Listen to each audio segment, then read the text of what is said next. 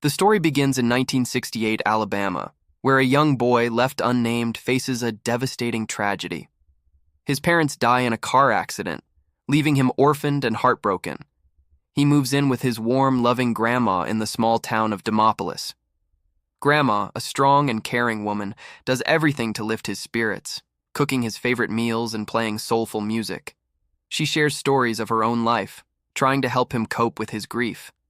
The boy, whom we'll call Hero Boy, slowly starts to find comfort in her home, though the pain of his loss lingers. He spends his days adjusting to this new life, feeling safe under Grandma's watchful eye. One afternoon, while at a local store, Hero Boy encounters a strange woman. She's dressed elegantly but has an unsettling vibe. Her smile is too wide, her eyes too sharp. She offers him a candy bar, but he notices something odd. Her glove twitches like there's a snake inside. Scared, he refuses the candy and runs back to Grandma.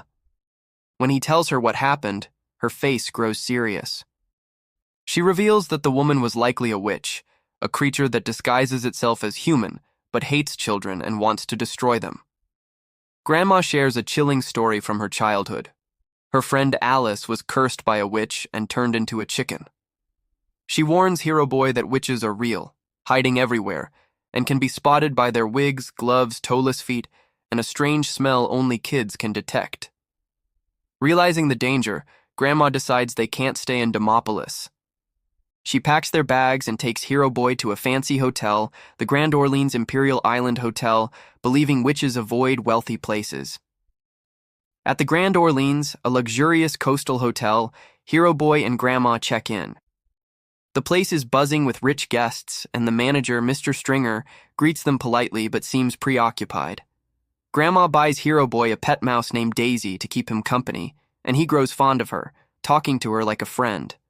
While exploring, Hero Boy meets Bruno Jenkins, a chubby, food-loving kid staying with his parents. Bruno's loud and a bit spoiled, but the two boys bond over small adventures around the hotel. Grandma keeps a close eye on Hero Boy, teaching him more about witches, how they scratch their wigs, wear gloves to hide clawed hands, and have a sinister glow in their eyes. The hotel feels like a safe haven, but there's an eerie undercurrent, as if something's brewing. One day, Hero Boy sneaks into a hotel ballroom to play with Daisy.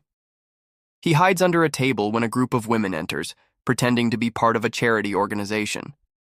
Their leader, a glamorous and intimidating woman, steps forward. She's the Grand High Witch, radiating menace with a thick accent and theatrical gestures.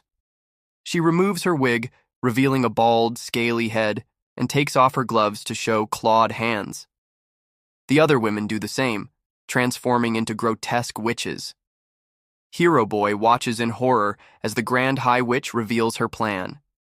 She's created Magic Potion number 86, a potion that turns children into mice instantly. She wants to lace candy and chocolate bars with it, distributing them worldwide to eliminate kids. To prove it works, she lures Bruno, who's wandered in chasing food, and gives him a chocolate laced with the potion. Bruno convulses and transforms into a mouse, scurrying away in panic. Hero Boy stays hidden, his heart pounding, knowing he's stumbled onto something terrifying. The witches spot Hero Boy before he can escape. The Grand High Witch grabs him, her face twisted with glee, and forces him to drink the potion. Within seconds, he's shrinking, growing fur, and turning into a mouse. His tiny mouse body is agile but vulnerable, and he barely escapes the witch's clutches, scampering through the hotel's walls. He finds Bruno, also a mouse, and they make their way to Grandma's room. There they meet Daisy, who reveals a shocking truth. She's not just a mouse, but a girl named Mary, turned into a mouse by a witch years ago. The three mouse kids form a team, with Hero Boy determined to stop the witches despite his new form. Grandma, devastated to see her grandson as a mouse, holds back tears but springs into action. She learns from the kids that the potion has no antidote, meaning they'll stay mice forever. Instead of despairing, she vows to fight back, using her knowledge of magic from her own healer grandmother. The group devises a plan: steal the Grand High Witch's potion and use it against the witches. The mission is to infiltrate the Grand High Witch's suite and grab her potion stash. Grandma distracts the hotel staff while Hero Boy, Bruno, and Mary, as mice, sneak through vents and under doors. The suite is like a villain's lair, filled with eerie artifacts and glowing vials of purple potion. The mice face danger at every turn, narrowly avoiding the Grand High Witch's cat and dodging her traps. Hero Boy, showing courage beyond his size, leads the group to a bottle of potion. They work together to drag it out, with Bruno complaining about the effort and Mary keeping them focused. They escape just as the Grand High Witch returns, her presence chilling even as a distant threat. Back in Grandma's room, they brainstorm how to use the potion. Grandma realizes the witches are dining together that night in the hotel's grand hall. The mice suggest sneaking the potion into their food, a risky but brilliant idea. The mouse kids embark on their most dangerous mission yet, infiltrating the hotel kitchen. Hero Boy takes charge, scurrying across countertops and dodging chefs wielding knives and boiling pots. Bruno, still obsessed with food even as a mouse, nearly gets caught in a mousetrap chasing crumbs. Mary saves him, proving her quick thinking. They find a pot of soup meant for the witch's dinner and pour the entire vial of potion into it, their tiny paws working frantically. The kitchen is chaos, with staff unaware of the mice's presence, and the trio barely escapes as the soup is carried out.